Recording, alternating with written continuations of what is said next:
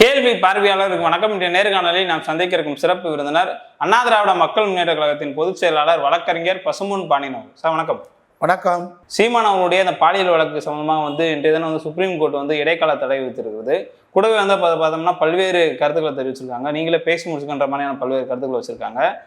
பல நபர்கள் supreme court என்றாலே ஒரு பாஜகவினுடைய தொடர்புல தான் சீமான் அவர்கள் இந்த இடைக்கால தடையை வாங்கிக்கன்னு சொல்றாங்க. இன்னொரு தரப்பினர் விஜயலட்சுமி அவர்களுக்கு நீங்கள் என்ன செட்டில்மெண்ட் பண்ணணுமோ அந்த மாதிரியான சம்பவத்தை கூட பண்ணுங்கிற மாதிரியான பல்வேறு கருத்துக்கள் வைக்கிறாங்க. நாம் தமிழர் கட்சியினர் கூடுதலாக பார்த்தோம்னா நாங்கள் வெற்றி அடைஞ்சிட்டோன்ற மாதிரியான ஒரு கருத்து வைக்கிறாங்க. இந்த சம்பவத்தை நம்ம எப்படி சார் பார்க்கலாம்? இதில் ஒரு விஷயம் தெளிவாக மக்களுக்கு ஒரு உண்மை உடைக்கப்படுகிறது.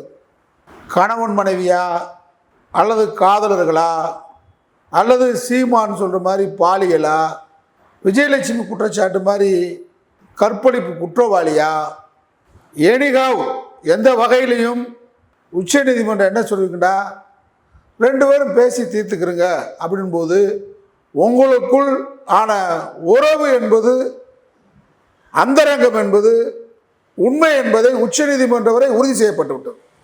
அப்போ நீ யோக்கியம் இல்லைன்றது முடிவாயிருச்சு. அப்படிதான் பானை.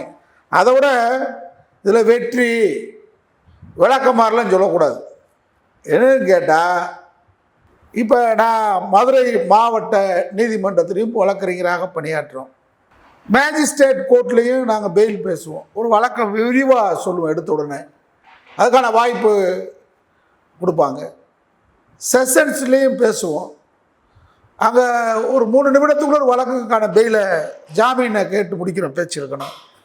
ஹைகோர்ட் உயர்நீதிமன்றம் வரும்போது ரொம்ப விஷயத்தை ரொம்ப சுருக்கமாக சொல்லி முடிக்கணும். உச்ச நீதிமன்றம் அதை விட 1 நிமிடத்தில் முடிக்கணும். இதுதான் வழக்கினுடைய நிலைமை. இதில் பிஜேபி ஆதரவு பகிரங்கமாக பிஜேபிக்கு இவருடைய ஆதரவு தேவைப்படுகிறது, இவருடைய ஆதரவு உண்டு என்பதை பிஜேபி ராஜா ஆட்டுப்புழுக்கு அண்ணாமலைலாம் கடந்த காலத்தில் உங்களுக்குள்ள அண்ணன் தம்பி பாசமாக இருந்ததும் பேசுனதும் உங்கள் நடவடிக்கையும் பூனைக்குட்டி வெளியே வந்துருச்சு. ஒரு பிஜேபியுடைய பி டீம், அது வேற. ஆனால் இவர் தான் இந்த வழக்கை ரத்து செய்ய வேண்டும் என்று சென்னை உயர்நீதிமன்றத்தில் போட்டு மாண்புமிகு நீதியரசர் இளந்திரையன் அவர்கள் இந்த வழக்கை 12 வாரங்களுக்குள் முடித்து வைக்க வேண்டும் அப்படின்னு சொல்லிட்டார். இவர் பொய்யா பேசிட்டு இருந்தார். முதல் அந்த அம்மாவை யாருன்னே தெரியலன்றாரு, விஜயலட்சுமியை, 2011. அப்புறம் என்ன சொன்னார், காசுக்காக வந்திருக்கு, பிளாக் மெயில் பண்ணுது அப்படின்னு சொன்னார். அப்புறம் ஒரு காலகட்டத்தில் எனக்கு திருமணம் ஆகிவிட்ட உடனே அந்த திருமணத்தை காமிச்சு என்னை மிரட்டுவதற்காக, மிரட்டி பணம் வாங்குறதுக்காக இந்த அம்மா வந்திருக்குன்றாரு. காங்கிரஸ் இந்த அம்மாவை கூட்டு விளையாடுது அப்படின்னு சொன்னார். அப்புறம் ஒரு காலகட்டத்தில் பிஜேபி தான் இந்த அம்மாவை கொண்டு வந்திருக்குன்னு சொன்னார். நீங்கள் தொடர்ச்சியாக அவருடைய இது நீங்கள் பார்த்தீங்களாக அதே மாதிரி சொல்லிகிட்டு இருந்தவர் இப்போ திமுக தான் அப்படின்னு சொல்கிறார். விஜயலட்சுமி சீமான் மீது புகார் கொடுத்தது 1/6/2011 இந்த அம்மா கொடுத்த புகார். சீமானுக்கு 8/9/2013 தான் திருமணம் முடிந்த பிறகு பிரச்சனையை கிளப்பி அதன் பின் பணம் பறிக்க வேண்டும் என்பது விஜய் நோக்கமாக இருக்க வாய்ப்பில்லை. சரியா? அவர் 2011 கம்ப்ளைண்ட் கொடுத்துட்டாங்க. ஒரு கல்யாணம் 2013 தான் முடியுது. அப்போ அவங்க பணம் பறிக்கும் நோக்கம் இல்லை, பாதிக்கப்பட்டிருக்காங்க. 2011 கொடுத்துருக்குறாங்க.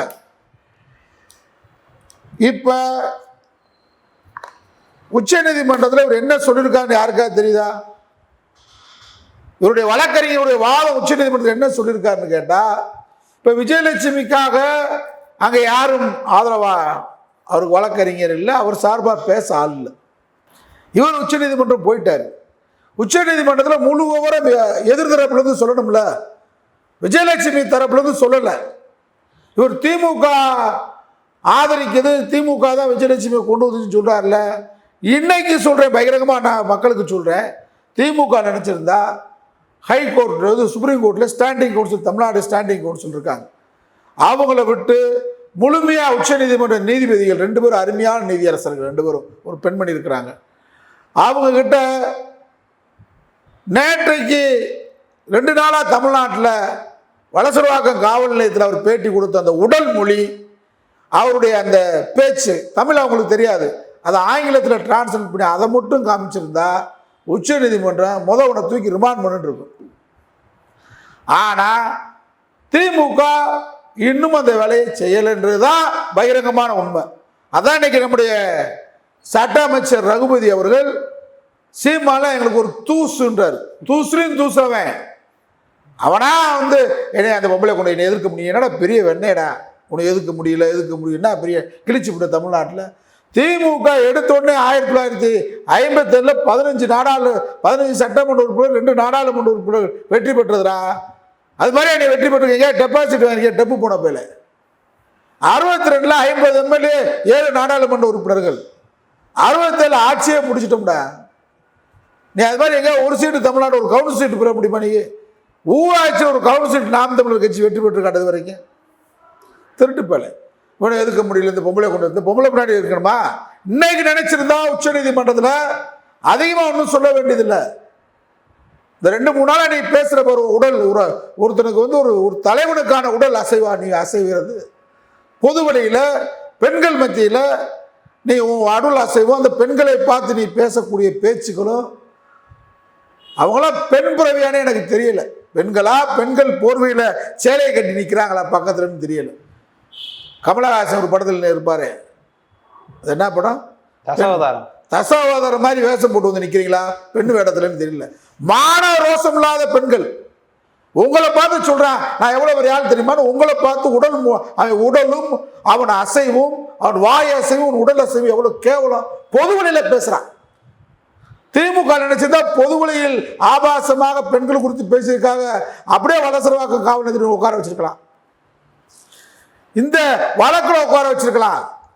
உச்ச நீதிமன்றத்தில் இன்னைக்கு விஜயலட்சுமி சார்பில் யாரும் விளக்கம் சொல்ல ஆள் இல்லை. அவங்க செலவு பண்ணணும், போகணும், வக்கீல் வைக்கணும், முடியாது. இந்த நிலையில பெரிய டூப் போட்டுக்கிட்டு இருக்கேன். உச்ச நீதிமன்றம் எங்களுக்கு ஒரு வெற்றியும் கிடையாது. கூடுதலா பார்த்தோம்னா அங்க வாதாடி அந்த வழக்கறிஞரே கூட பாஜக பின்புலத்தில் கொண்டு வரன்ற மாதிரி ஒரு கருத்து வருது. பாஜக தான் பேருக்கு நாம் தமிழ் விளக்கமாறு தமிழ் வச்சிருக்காங்க களவாணி பையன். இவன் பிஜேபி, இவன் ஒரு வர்த்தக அணி, பிஜேபி விவசாய அணி மாதிரி இவன் ஒரு அணி, பிஜேபிக்கு ஒரு அணி, அண்ணாமலைக்கு ஒரு டூப் மாஸ்டர். இவன் உங்க வழக்கறிஞர் என்ன வாதம் வைத்திருக்காரு தெரியுமா? இன்னைக்கு அவர் வைத்த வாதம், திமுக அரசு இது வழக்கமாக சொல்றது தான், திமுக அரசு ஆட்சிக்கு வந்தவுடன் இவரை நாம் தமிழர் பழிவாங்கும் நோக்கத்தோடு இந்த வழக்கு எடுக்கப்படும். திமுக வழக்கு எடுத்திருக்கு, உயர் நீதிமன்றம் நீ போட்ட வழக்கு, நீ கோஸ் பெட்டிஷன் ரத்து செய்ய நீ போட்ட வழக்க உயர் நீதிமன்றம் எடுத்து விசாரிக்க சொல்லிருக்கு. உயர் நீதிமன்ற உத்தரவின் அடிப்படையிலே அனைத்தும் நடந்திருக்கு. ஒரு இம்மியளவு கூட தமிழ்நாடு அரசு தலையிடலன்னு தெரியும். அதைத்தான் இன்னைக்கு சொல்றேன். இன்னைக்கு ஸ்டாண்டிங் கவுன்சில் உச்ச நீதிமன்றத்தில் தமிழ்நாடு அரசின் சார்பில் ஸ்டாண்டிங் கவுன்சில் ஆஜராகி இந்த 4 நாள் பேட்டியை ஆங்கிலத்தில் டிரான்ஸ்லேட் பண்ணி கொடுத்துருந்தா உன்னைய உச்ச நீதிமன்றம் செருப்பால் அடிச்சிருக்கும். ஆனாலும் ஒன்றும் பேசலை. உங்கள் வழக்கறிஞர் என்ன சொல்லியிருக்காரு? நாங்கள் செட்டில்மெண்ட் பேசிக்கிட்டு இருக்கோம். டே மானம் கட்டவனே, இங்கே உட்காந்து என்ன பேட்டி கொடுக்குறோம்? வக்கீல் டெல்லியில் என்ன சொல்கிறாரு? அந்த அம்மாவும் நீ செட்டில்மெண்ட் பேசிக்கிட்டு இருக்கோம். செட்டில்மெண்ட் பேசினா வழக்கறிஞர் நீ உடைய கேட்காம சொன்னார உச்ச நீதிமன்றத்தில்? அப்போ அவங்க உச்ச நீதிமன்றம் அவங்களுக்கு 1000 வேலை இருக்கு. நீதியரசர் என்ன பண்ணி விட்டாங்க? அப்போ ஏதோ அவங்களுக்குள்ள உறவு வச்சு அவங்களுக்குள்ள செட்டில்மெண்ட் 2 பேரும் சீமான விஜயலட்சுமி பேசுறாங்க. 2 மாசம் மேக்குள்ள நீ பேசி முடிச்சுக்கன்னு சொல்லிட்டாங்க. இல்ல சீமான் அவருடைய மனைவி அவங்க எங்ககிட்டே பணம் இல்லை அப்படின்னு சொல்லிட்டு இருந்தாங்க. இந்த நேரத்தில் இதை நீ உச்ச நீதிமன்றத்தில் சொல்லு. ஆனா அவங்க வக்கீல் தான் சொல்லியிருக்காரு, நாங்க டீல் பேசிக்கிட்டு இருக்கிறோம், டீலிங் பேசிக்கிட்டு இருக்கிறோம் அப்படின்னு சொல்லி உச்ச நீதிமன்றத்தில் சீமானுடைய வழக்கறிஞர் சொன்ன காரணத்தால் உச்ச நீதிமன்றம் அது வரைக்கும் தடையாணை கொடுக்கப்பட்டு மே மாசத்துக்குள்ள நீங்க முடிச்சிருங்கன்னு சொல்லியிருக்காங்க. இந்த அம்மாவை யாருன்னே தெரியல, திமுக தான் கொண்டு வந்து நிறுத்துச்சுண்ட, காங்கிரஸ் நிறுத்துச்சுண்ட, பிஜேபி நிறுத்துச்சுண்ட, நேற்றைக்கு உச்சகட்டமா பாலியல் தொழிலாளின்னு சொன்ன காசுக்கு வந்து படுத்தவன்னு சொன்ன பெண்கள்லாம், தமிழ்நாட்டில் கூடிய பெண்கள்லாம் தொடப்பக்கட்டோடு இருக்கணும். எங்கேயாவது இனிமே அவன் பேசினா பிரஸ் மீட்ல போய் அவனை விளக்கும் செருப்புமாறு எடுத்து அடிச்சாதான் வீரகுல தமிழச்சி நான் ஒத்துக்குருவேன். பெண்களை போக பொருளாக பார்க்கிறான், பெண்ணடிமைத்தனத்தை ஊக்குவிக்கிறான், ஆணாதிக்க அகம்பாவம் இருக்கு.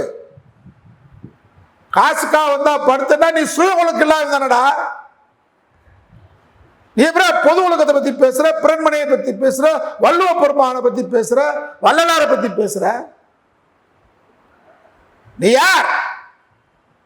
தமிழ் சமூகத்தில் ஒரு ஒழுக்கத்தை பேசக்கூடிய தலைவனா வரணுமா இல்லையா? உச்ச நீதிமன்றத்தில் உடைய வழக்கறிஞர் நாங்க டீலிங் பேசிக்கிட்டு இருக்கோம்னா அங்க சொல்லிட்டு இங்க வந்து என்ன சொல்ற, மனைவி பணம் இல்லை, திரள் நிதி வசூல் பண்ணி கோடி கோடியா நாய்க்கு பிஸ்கட் பல லட்சக்கணக்கான ரூபாயில நாய்க்கு பிஸ்கட் போட்டுக்கிட்டு இருக்கீங்களா? ஒரு நாய்க்கு போடுற பிஸ்கட்டை கூட ஒரு 15 வருஷமா ஒரு பெண்ணை கொடுமைப்படுத்திருக்கிறான். 7 முறை கருக்களிச்சிருக்கிறான். கற்பழிச்சு கருக்களிக்கணும், அந்த பெண்ணுடைய கர்ப்பப்பை என்ன ஆகும்? அந்த கர்ப்பப்பை தாங்குமா? பிள்ளை பெறக்கூடிய இயந்திரமா? கர்ப்பப்பை கருவை உண்டாக்கி அடிக்கடி கரு கலைக்கக்கூடிய இயந்திரமா? நீ ஒரு பெண்ணு தானே, கையில் விழி கூட நின்றீங்களே, நீங்களாம் பெண்ணா? பெண் போர்வில் வந்திருக்கிற கமலஹாசன் மாதிரி வேட போட்டு வந்திருக்கீங்களா? மான ரோசம் இல்ல, சூடு சரணம் இல்லையா உங்களுக்கு? அதனால உச்ச நீதிமன்றத்தில் விஜயலட்சுமி தரப்பு வாதத்தை எடுத்து வைக்கல, இவருடைய குற்றநட்டை சொல்லல. அதான் சொல்ற, வலசரவாக்கம் காவல் நிலையத்தில் நீ பேசின பேச்சு ஆங்கிலத்தில் டிரான்ஸ்லேட் பண்ணி ஒரு வழக்கறிஞர் சொல்லியிருந்தாலே உச்ச நீதிமன்றம் உடைய திகார் ஜெயிலில் அடைச்சிருக்கோம், உன்னை தமிழ்நாட்டில் அடைக்காதீங்கன்னு சொல்லியிருக்கோம்.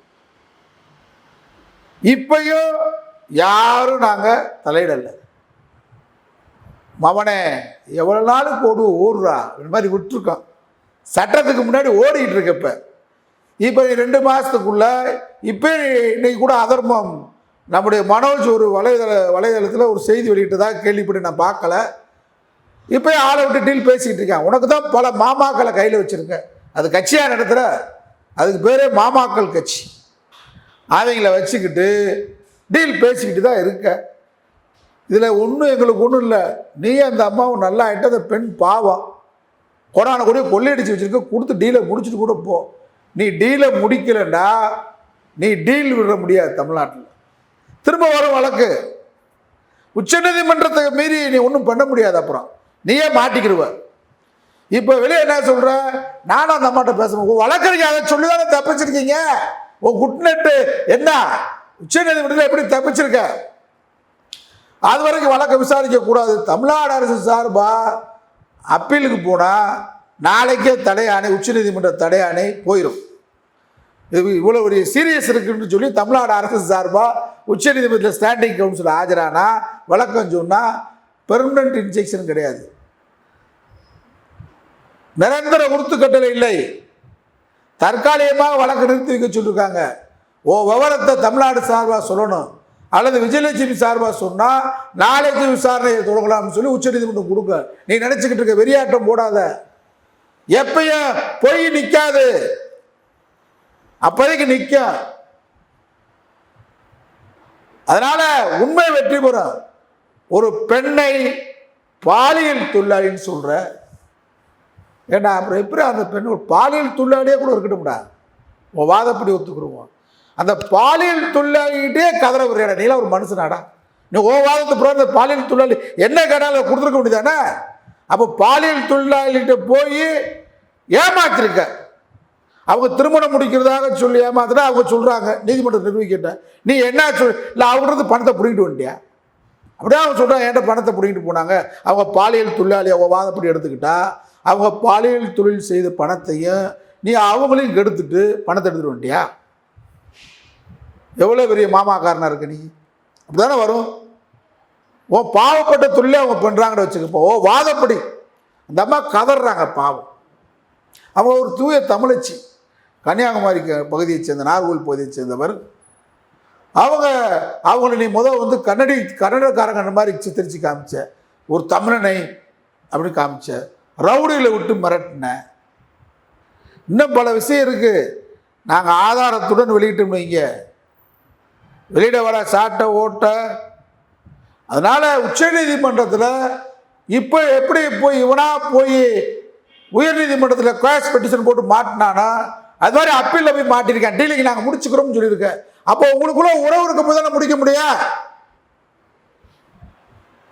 உங்களுக்குள்ள உறவு இருந்தால் பேச முடியும். ரெண்டு பேத்துக்குள்ள ஏதோ ஒரு உறவு இருந்திருக்குல்ல, அதை ஒத்துக்கிட்ட.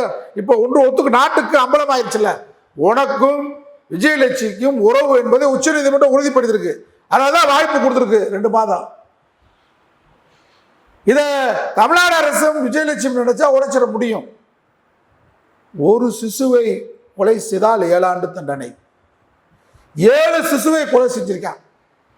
அப்ப வாழ்நாள் முழுவதும் தண்டனை கிடைக்கும். உச்சநீதிமன்றம் தமிழ்நாடோடு நின்றுக்கணும். உச்சநீதிமன்றம் சீமான் சென்றது அவன் கழுத்தில் தொங்குகின்ற தூக்கு கயிறு என்பதை தெரிவித்துக் கொள்கிறேன். நன்றி சார்.